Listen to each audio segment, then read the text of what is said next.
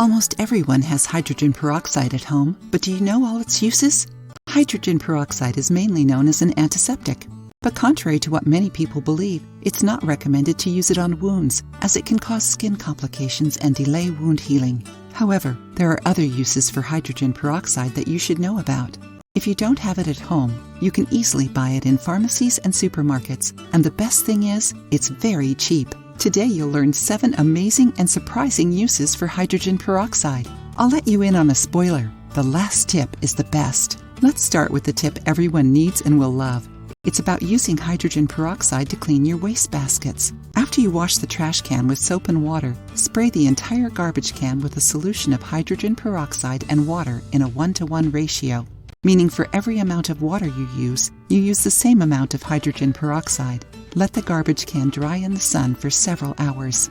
While we're on the subject of cleaning, how about putting an end to glass stains in the bathroom? Spray a 1-to-1 solution of hydrogen peroxide and water on the glass surfaces, then wipe it off with paper towels or a lint-free cloth.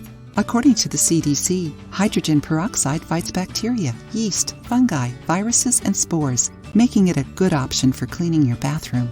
To do this, add 1/2 cup of 3% hydrogen peroxide to the toilet and let it sit for 20 minutes before flushing.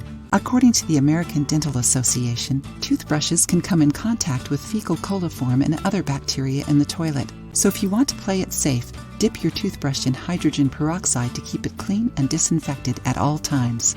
A study of household dishwashers found that 83% of them had mold, and 47% had yeast of the species E. dermatitis, which can be harmful to humans. To get rid of mold in your dishwasher, spray hydrogen peroxide inside the dishwasher where moisture can linger the longest after a wash cycle. This includes spraying the side gaskets and the crevices of the dish rack.